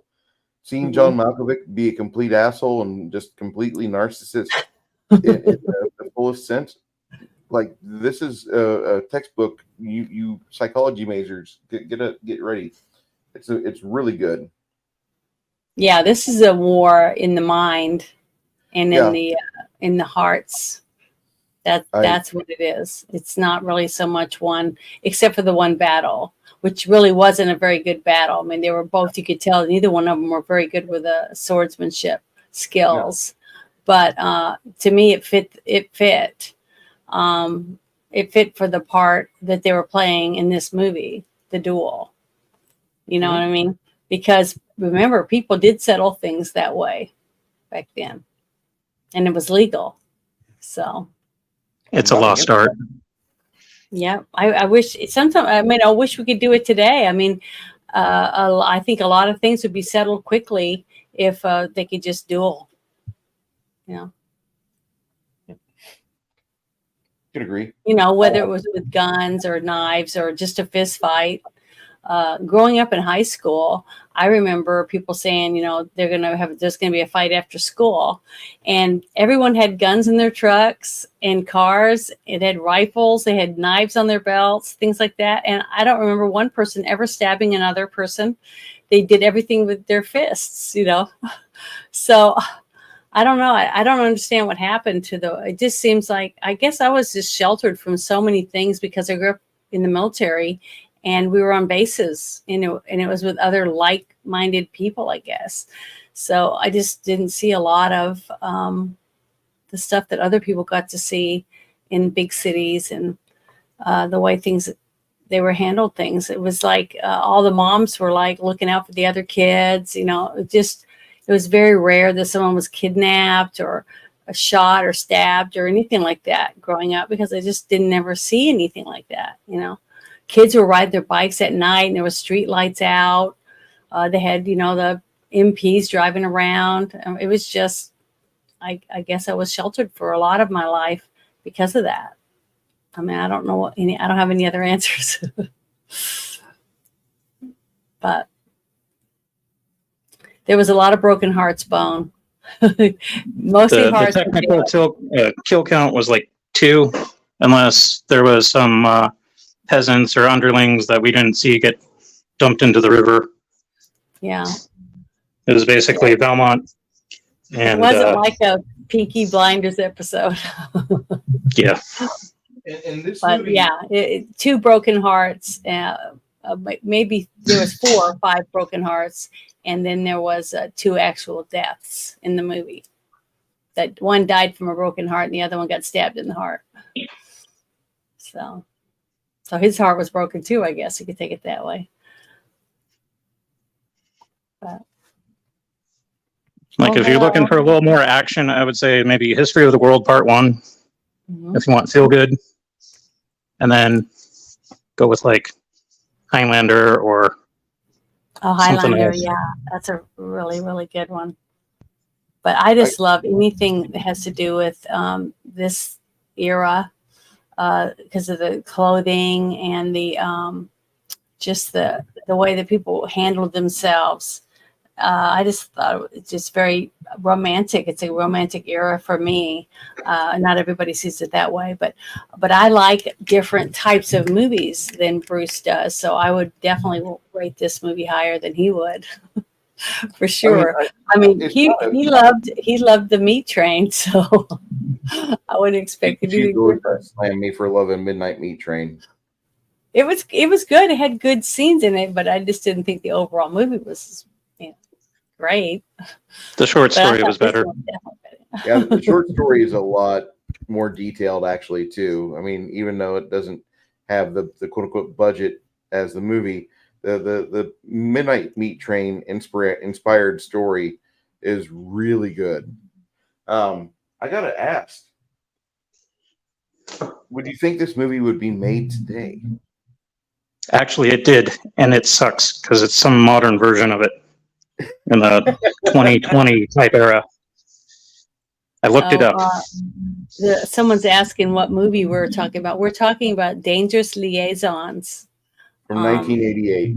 Yeah, and I thought it was wonderful. I mean, I gave it an 8 out of 10. So that was very. So if someone were to actually take the story either from the book or the play, because apparently both were really good, and they were to redo it as a technically the 4th redo now.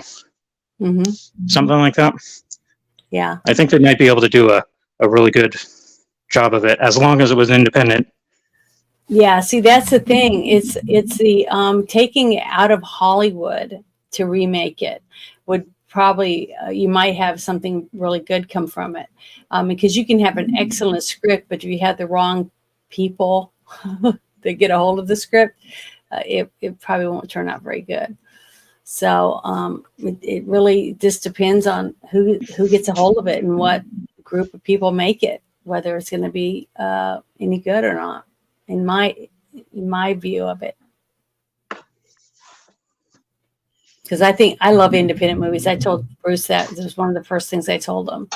I said I think independent movies are better in a lot of degrees, simply because they have to think harder about how to make things happen, because they can't afford fancy CGI. They can't afford big fancy actors or scenes or crafties. Everybody has to think around things and think Forces creativity in order to make the product that they're trying to push. And it usually ends up really, really well done, simply because they have to work at what they're doing. They have to have to put more effort into it.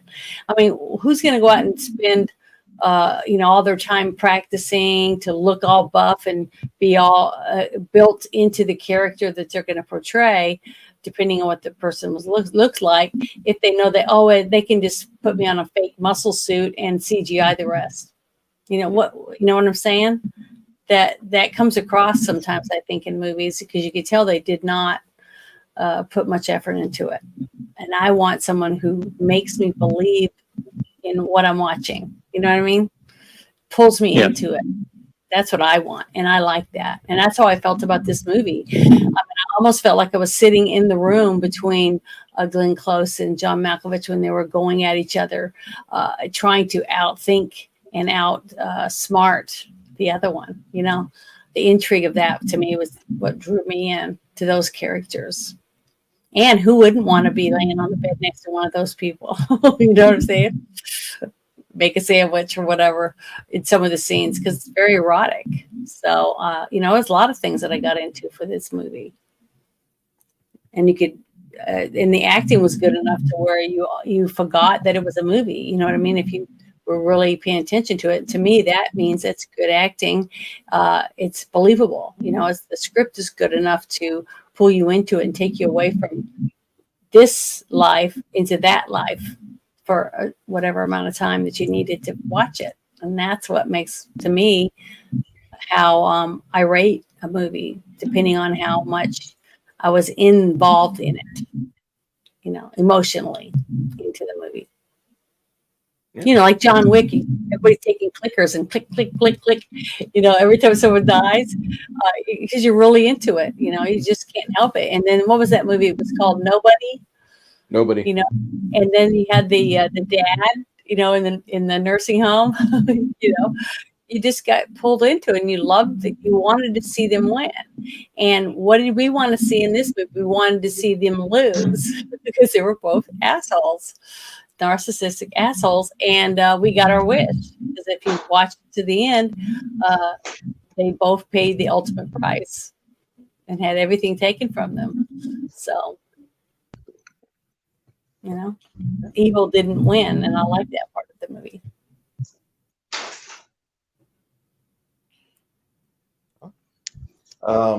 Anybody in the chat have anything they'd like to add on this film? Because I've stated my piece. I thought it was really good for a period movie. I just it's not my usual fare, but for what it is, I thought it was really good. As far as films are concerned, I liked reading about the trivia of this movie quite a bit. It seemed like it had a lot of juice in there. Mm-hmm. Hey, how you doing? I guess I would be Valmont this evening. Yes. I think this movie succeeds on a lot of levels. Josh, do you have anything you'd like to close with on discussion with Dangerous Liaisons? Well, if people haven't seen it, I recommend that they see it. Is it going to be for everybody? No. But if you want something different, something a little bit more cerebral, and just as dangerous as an action flick, but all within the mind. This is one of those films that you should see. Mm-hmm. And then, enjoy all the young stars, and then go see some of their older work and see how much they've progressed, and have a laugh. Mm-hmm. Fair enough.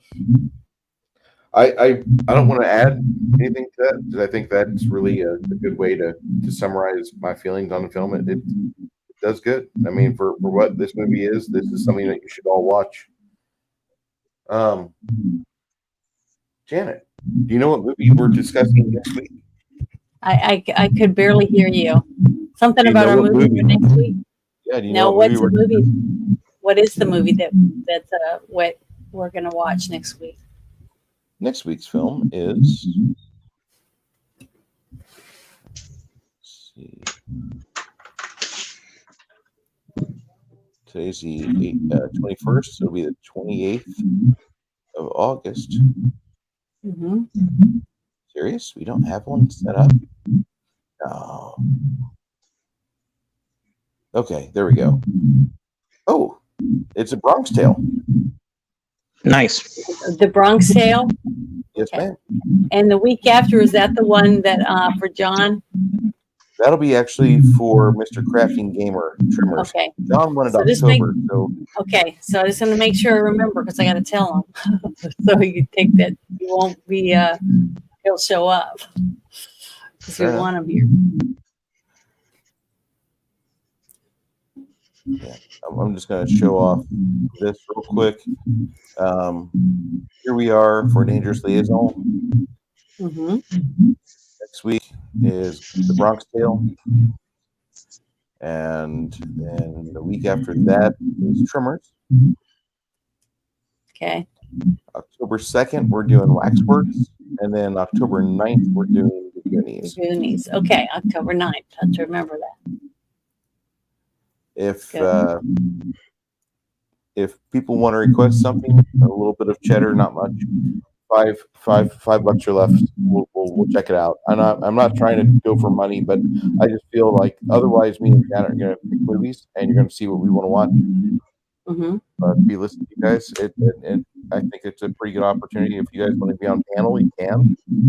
I want you guys to be involved with that. I do like my channel, even if I'm hearing some technical difficulties in the background. It happens.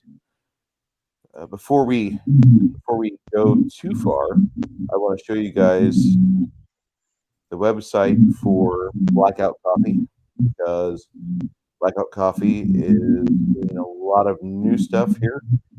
Mm-hmm. Coming up on wintertime, we have they have cocoa and tea available. These are fairly good prices. You get about 3 to 4 hearty mugs of cocoa out of them for $9. Is that the cheapest out there? Nope. Is it really good? Yep. And also, I'll be posting any big savings that comes off. Right now, you can get 10% off. Heck, I'll give you 10% off with my own checkout code. That's for the cocoa. This is the Cream de la Creme. I love the old-fashioned Earl Grey tea they have is fantastic. They have... Hold on. Scroll down to where I'm at. These three right here, you can't go wrong with. Blueberry tea by Upleaf is great. Raspberry tea by Upleaf is fantastic as well. I just tried a strawberry loco tea. So if you are wanting something new, I would say go to Blackout Coffee and check them out.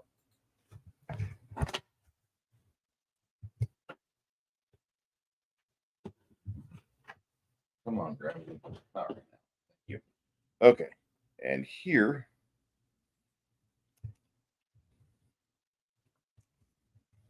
there is the code for Blackout Coffee. Good year round. Mm-hmm. There's other codes. If you sign on, they'll do specials sometimes. I recommend if you like Blackout Coffee, if you like good coffee, try Blackout Coffee. There's another brand out there that I do pimp for sometimes, 22 Sierra. I like them quite a bit. But Blackout Coffee, we're getting into the fall and winter months. I want to make sure that you guys understand they have tea, they have hot cocoa. You don't have to be chained to the bean. Okay, you can get other things.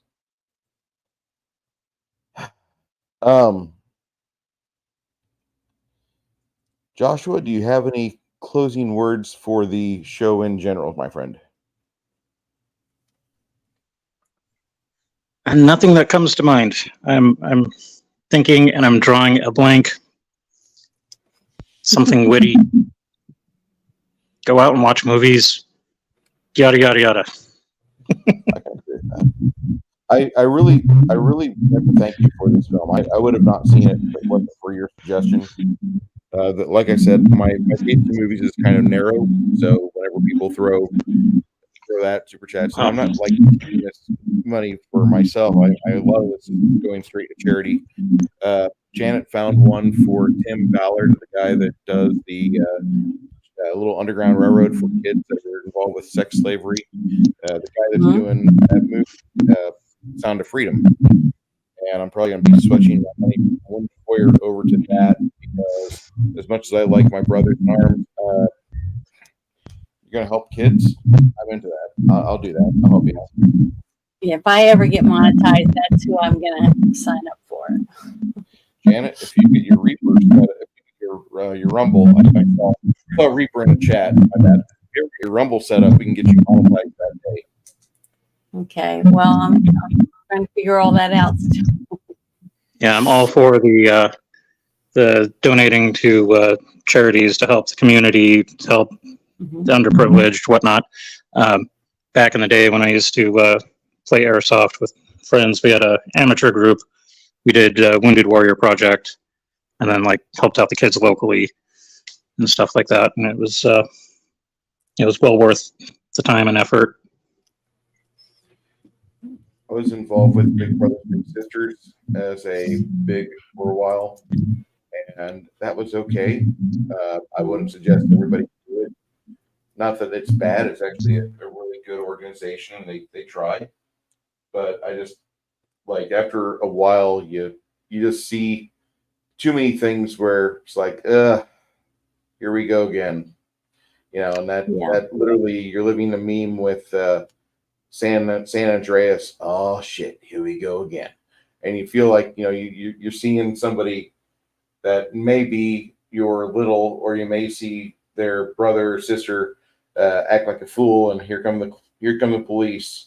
And even if you're doing nothing, even if all you're doing is just helping out the little brother, little sister that you're there for, they they have family, and most time families that are involved with this are not really in the best position. They don't have the mental morality. They don't have the spirituality. They don't have the acuity.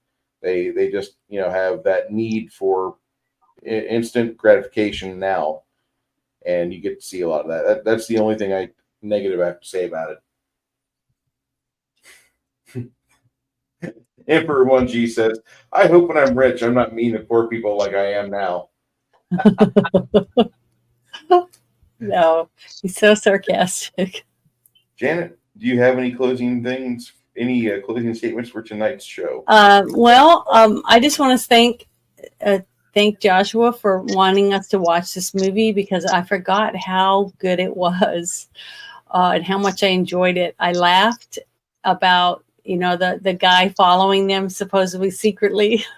Just little things in it. It was very well made. This was a very well made movie.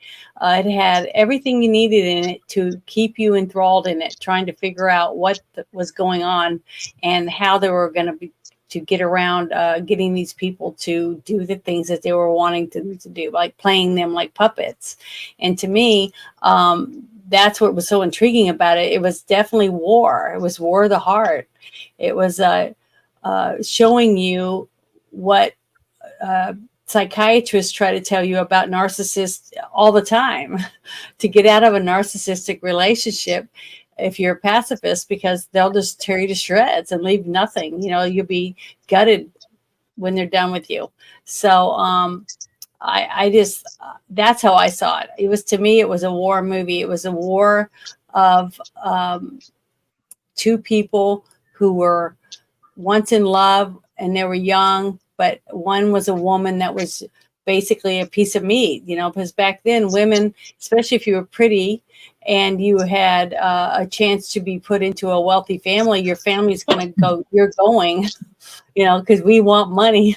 We want a better place in society. So they take their daughter and hand it over to whoever had the most money or whatever.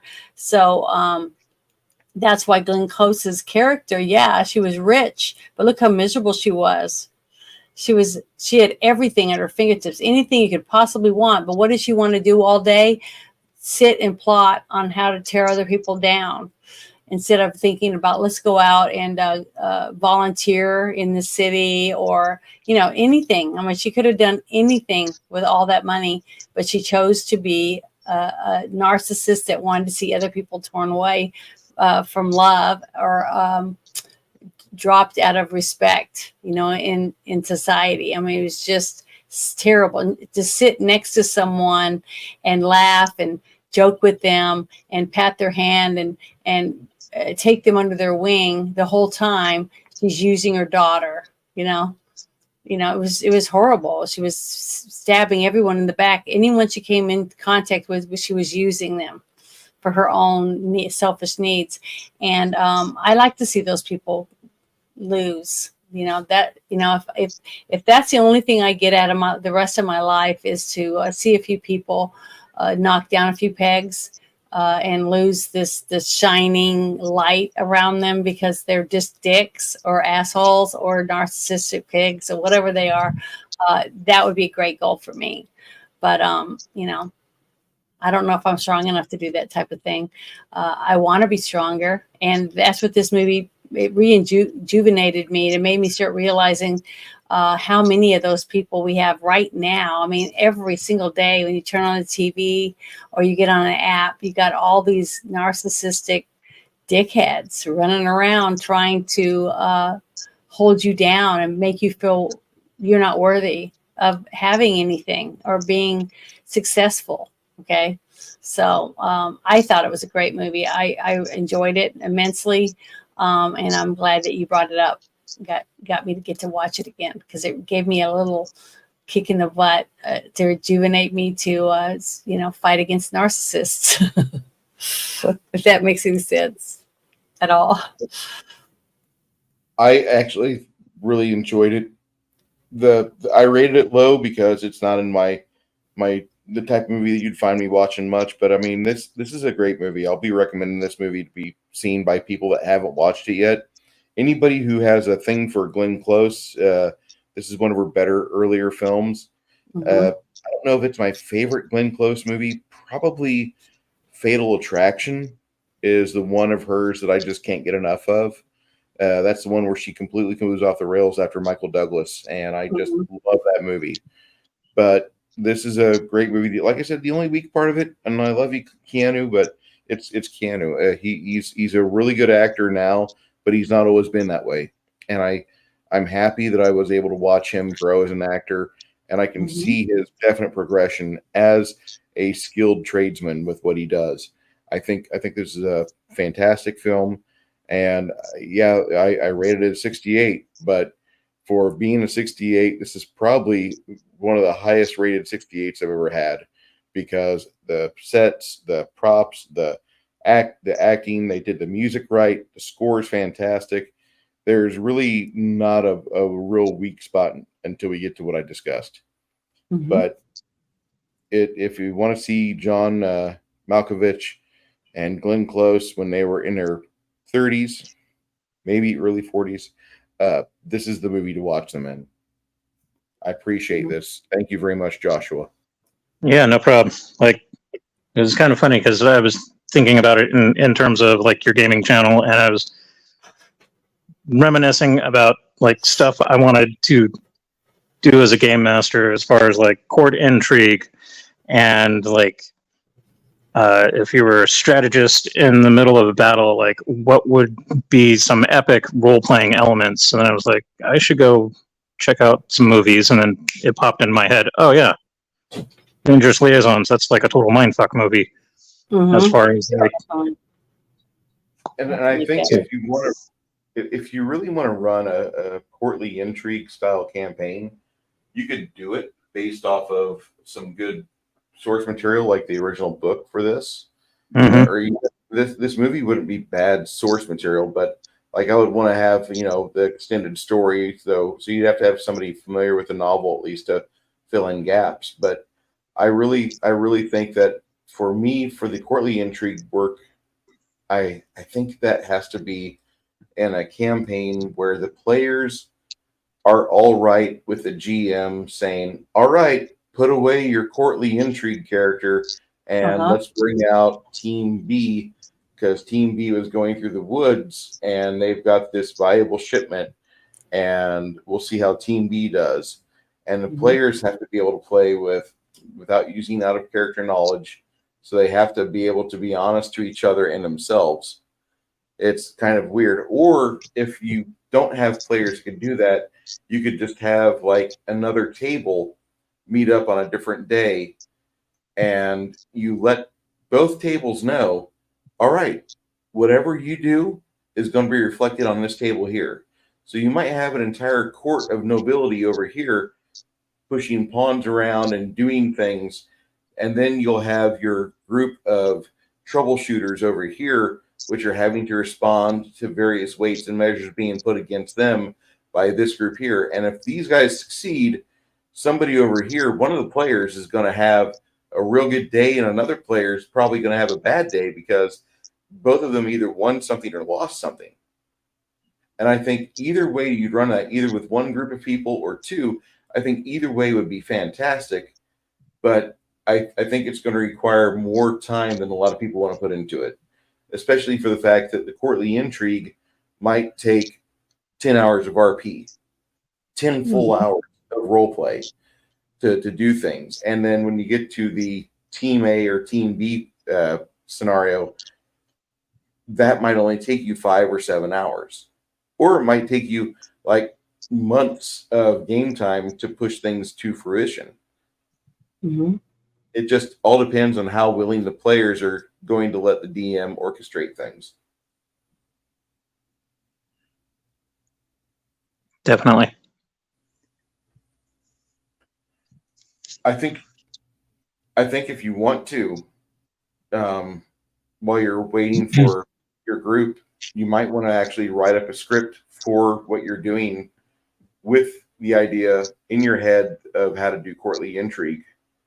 You ought to do that and get like 3 or 4 adventures ready, and then look for some friends. I'm sure people over the LOM server would love to play a game that really doesn't have a whole lot of die rolling available. They want to see more reaction-based emphasis. They want to see more actual RP at the table.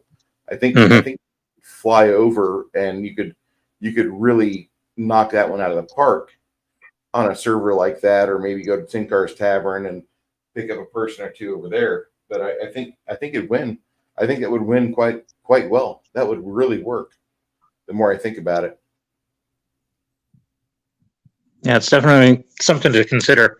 And once I get all my current drama taken care of and put some money into an actual mic, which I thank everybody who's stuck around to listen to me gab online with this shitty tablet of mine.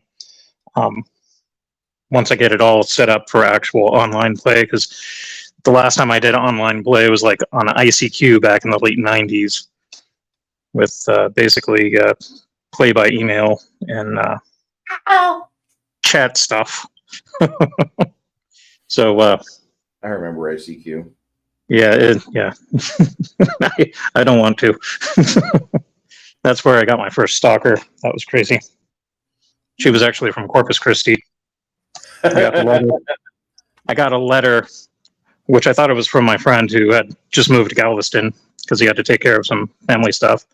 And I was visiting my folks on the weekend, and they're like, "Oh yeah, you got a letter from Texas." I'm thinking, "Oh, it's Javier. I haven't seen him since like high school." And next thing I know, it's this gal from one of the chats, and she's got 10 dimes taped to the bottom of the letter, and it just says, "You owe me one." I was thinking, what? And then it clicked, because I'd usually end the chat with, like, if I had a dime for every time somebody told me that, I'd have a lot of wicked thoughts on my mind. And then I realized that she was a crazy stalker. And so I told my folks, if you ever get any other letters, just send it back, say, wrong address or whatever. And hope to God she never took it any further than that. She knew your address where you lived? And I was thinking within the chats, she was able to glean some information, and then, it doesn't take long to find that shit online. Mm-hmm.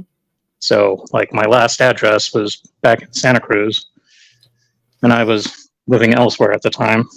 And, so my parents got the brunt of that stalking, and it just scared the crap out of me. So ever since then, I've crossed my T's, dotted my I's, and made sure that crazy didn't follow me.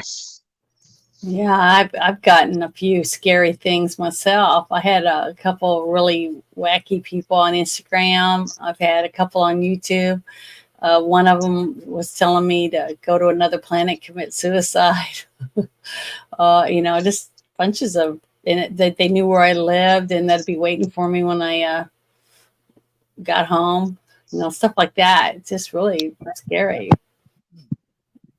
Yeah, I'm just glad that I live in a state now that has constitutional carry. So, like, yeah, me too. another safety measure. But I never, you don't want to ever have to do anything. You know what I mean? True that. Like, I'd rather not have to resort to violence if I don't have to. And I've been lucky so far. It's just scary not knowing, what people are capable of doing. That's why one of the reasons why I was just talking about this movie. The two characters, they would end up probably killing each other over time, Oh yeah, definitely. Or coming in and catching one with someone else and then killing both of them. I mean, just like what happened with that Juanita Broderick case. It's just, there's people out there that are just nuts. We have to be careful. It's very scary. Anyway, that was a dark and morbid turn. So to get back on track, go watch the movie if you haven't seen it. Mm-hmm. And, don't feel afraid to step out of your comfort zone to watch cinema. The more that you ingest, the more that you'll end up enjoying and appreciate, especially the indie films. Because got to tell you, ever since 2016, or after 2016, TVs and movies have just sucked balls. I've been going and checking out really old stuff.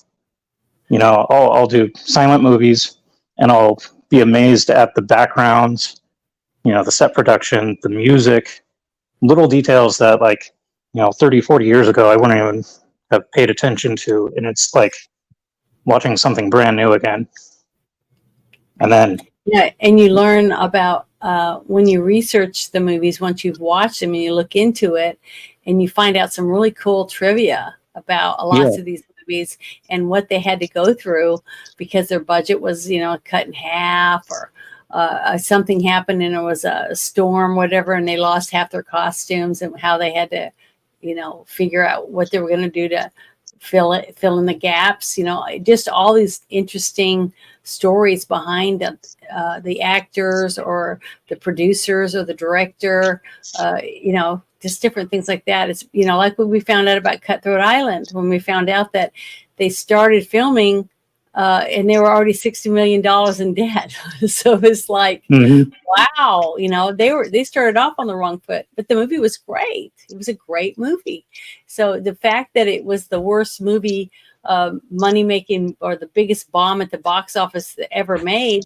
I was told that's why I never watched it, because I figured, well, it must be really, really bad. If it's worse than Rabbit Test or some of these other movies my mother made me watch, then I don't want to watch it. I'm not going to pay money for it. But then you find out the reason behind why they were, it was put in the books, the Guinness Book of World Records for the biggest bomb, not because of the movie was bad. It was because of the people, the executive side of it, bankrupt them, so that's why it's intriguing to find out about new things. And nowadays with streaming and everything, like, 1 or 2 generations into the current generation here, they don't have access to DVD stores and video stores like we had 20 years ago. Yep. So it's this stuff might be brand new to them, and they'll hear something online, and because of that bias, they might miss out on something that's really good or really, really crappy, but you can appreciate it for the crap that it is. Yeah, like Indiana Jones 5, it's still $100 million in the hole. They haven't even started to do the final tally yet, but still $100 million shy. Which one? Indiana Jones and the Dial of Destiny. Oh yeah. Oh, you go well. See the books. If you could really see the real books and know the real truth about what's going on over there, I guarantee they're really, really bad shape. Disney is not doing well at all. I don't want to dig that far down, because like not enough soap in the entire universe would cleanse me from that. Lose that much money, movie after movie after movie. And what was funny is that was a few people that were going to different theaters that when they got online, they said they were sold out. Okay, that supposedly they sold all the tickets to the movie, and they'd go in and there was like 10 people in there. So they were like, fixing the numbers. Somebody was buying the tickets, and if it was being bought with money that was already invested in the movie, then there really isn't making that much money, and it really isn't the big success that people were saying it was, because they were playing with the books, basically. So you can't have an empty theater and have be sold out every movie. You know what I mean? Every night. Yeah. So I don't know. It's just, I would love to be a fly on the wall and find out some stuff about that, because that would be really interesting. But next week, everybody, the Chaz Palminteri script and Robert De Niro led Bronx Tale will be the movie you watch. Looking forward to seeing everybody here. That's a good one. I wonder what Janet will wear. That's all I'm going to say. I have no idea. I haven't seen the movie. So that's what sucks. It's really hard when you're like, oh my God, I have nothing to wear. Because, how am I going to fix something up for this next one? Because I don't know what kind of clothes we're wearing. Yeah, slacks and a white beater. There we go. I could have a mustache and a goatee or sideburns or something. We'll see, because I haven't seen this movie in probably 30 years, and I forgot some things. Yeah, I don't think I've seen this movie. It's Chaz Palminteri is the guy that wrote it, and he had been doing a play for years on Broadway, and they allowed him to be involved with the movie. As long as he was involved with it, he was really, really happy, and the movie was a freaking success. So we'll talk a lot more about it here next week, but this week. Yeah, but everybody in the chat, if you want to come and watch the movie with us in Discord on Sunday night, is it at 7 or 7:30? I want to schedule for 7, but if it needs to be 7:30, I can always put a memo out. It'll be 7:30, guys. Yeah, so if you want to come watch it with us, you can come and watch it, and we've enjoyed it. I enjoy it, especially with there's a few people afterward, because we sit and talk about it after we watched it. And that's a lot of fun too. So, if you want to come, you can come to Bruce's Discord on Sunday. And I think he's posting it now on your community part, right? I will. I'll start doing that. I just to do that. To let people know that you can join us and watch it. So it's fun. Fair enough. everyone, thank you so much. Mr. Joshua Meredith, thank you for the suggestion for this movie. It was really a lot of fun. I enjoyed My pleasure. I enjoyed watching it. Thank you, sir. I had a lot of fun with you guys watching it and discussing it tonight, so it's all good. Yeah, it was great. I loved it. I thought it was a wonderful movie. I still think it was a wonderful movie. Yeah. Thank I'm you very looking- much. I'll probably watch it in about 3 years again. Or maybe I'll watch like the extended story. They've got other films in this series, and Mhm. I'll want to see Valmont, of course. Yeah, I'm not certain if I have the constitution to watch all 3 remakes, but knowing how I am with movies, I might actually do that. And then, if I happen to disappear and die suddenly, it was because of that, because I'm a pureblood. Yeah. Okay, So fair enough. And don't forget, guys, it's coming back. It's coming back, so don't forget your boosters and your masks. You have to wear We're in 14 trouble. masks. I'm not wearing a mask. Don't do that, guys. I'm not going to say what I'm going to do because, YouTube, but Yeah. use your imagination. We've got Rumble. We'll be over there. Live free. That's all I got to say. Sounds Yep. good. Don't give All it right, up to guys. anybody. Go live Night. your best life. Have a great night. I'll see you Yep. next week. Good night, y'all.